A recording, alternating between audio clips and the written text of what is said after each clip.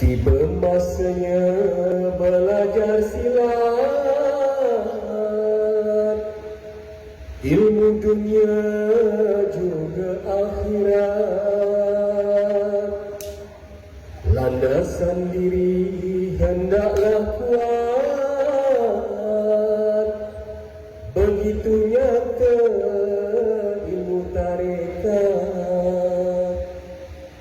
Guru bernama Adi Putera, sega orangnya dan bijaksana. Handalnya sungguh bermain senjata, setiap langkah tak dapat diduga. Begitu juga tuah dan jebat, masa ke masa semakin hebat, sehingga keris kukuh tersemat. Lambar pendekar teramat sangat,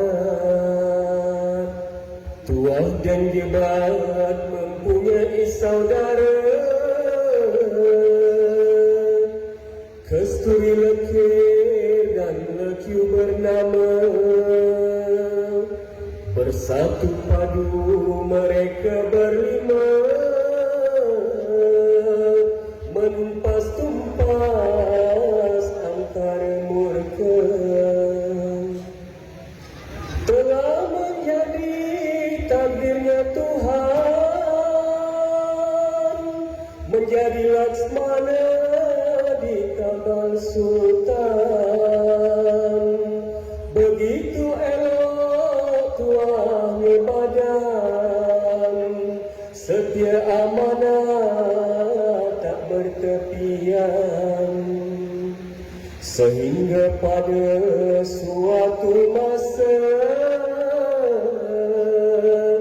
sampailah tuah di tanah Jawa,